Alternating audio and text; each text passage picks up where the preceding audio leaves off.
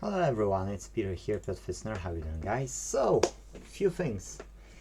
If you've got a faulty TV, please watch this video to the very end, because few things I would like to talk to you in person, but I can't, okay?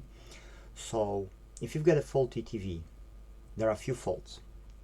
In this video, I will only describe one fault, which is there is a sound and there is no picture, okay? So what does it mean? It means that the backlight section, which contains backlight LEDs, this type, okay, that's the edge type of backlight, that's from Sony TV, or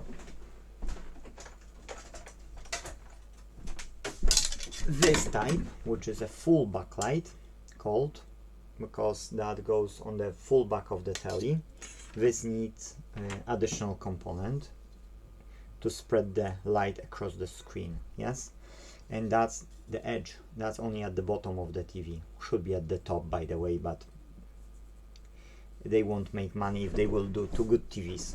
So what it is we need to verify now if those LEDs are dead or the section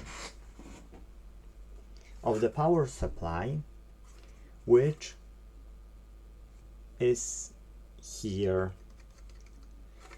Power supply has two sections, okay, when it comes to outputting the power. One is here to the telly, okay? This goes to the main board, and this is connected through the cable. Here comes the connector to the power, yes, that's the connector to the power, and that's the connector to the backlight. So now, if this section is working, it doesn't mean that this section does. If this section doesn't work, for instance, the driver is faulty, or something else, yes, we can just make this video longer and nothing else. So what it is important is that power supply can work, you can still hear the sound, but the section of the output of the backlight can be faulty, and then you won't have picture. So if that's the case, it's not time yet to replace the whole backlight. If we've got voltage here, yes, proper voltage here, that depends on the model of the TV, then that's mean it's time to replace the backlight.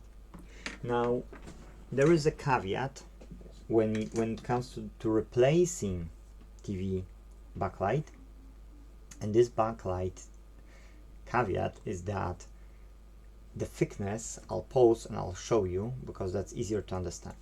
I took a smaller display, about 40 inches only, because it's easier to show. So this is how thick this screen is. It has only 2 to 3 millimeters, like 1/10 of an inch about. You can see backlight, and you can see how that it's, like matching. Yes, that's how thin it is. So if you've got so many inches, yes, of the TV screen, you can easily damage it, and cracks can happen, like here. Now, on every 100 to 150 repairs, I can't tell you exactly on how many, yes, but there are certain models which are glued to the frame on which they are sitting, and you need to be aware that in your case, when we will do the backlight repair, that could be the case.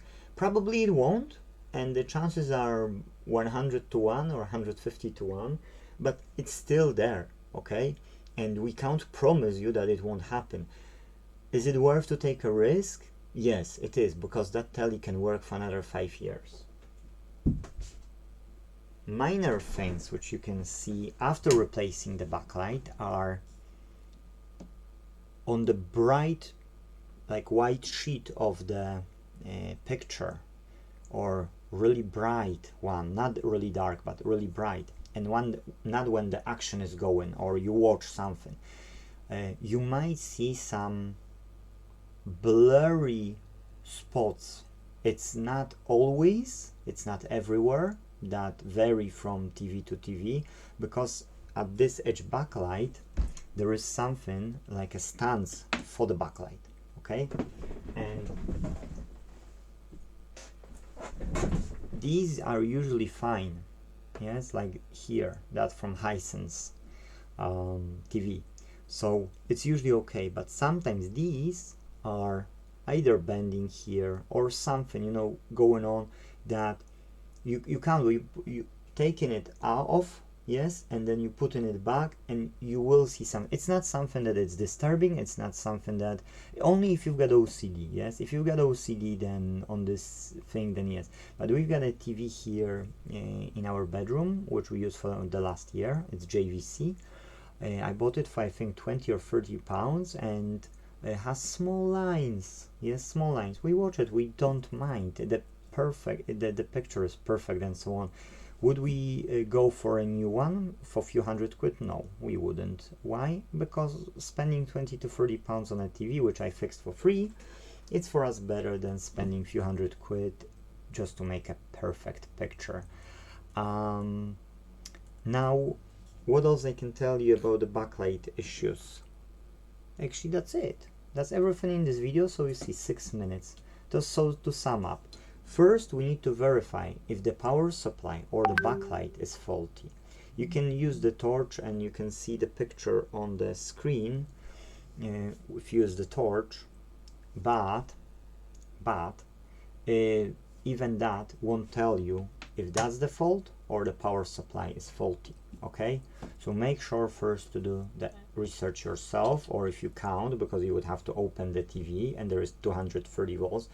On bridge rectifier can reach up to 400 volts even, so it's better not to touch it yourself. And if you're not capable of checking if you've got a voltage on the power supply, you can call me or call us, the Inte team, and we can come to you. Yes, we charge usually 10 to 20 pounds for checking up TVs, depend where you stay. Can you bring the TV to us? Can you not bring the TV to us?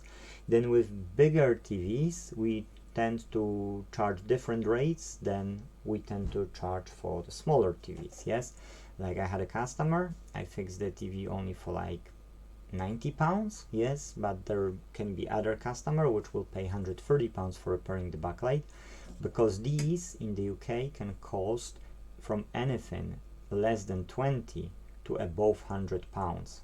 Okay, so that depends on the size, on the technology. This technology is different, it's newer one, and it doesn't mean it's always available. My supplier didn't have it, I had to order it from AliExpress. So guess what, now we need to wait from AliExpress to order it, because we can't fix this TV until we will get it, yes? So thank you guys for watching. Hopefully that answered your question about fixing backlight in the TV, or no picture but there is a sound, and hope to see you again soon.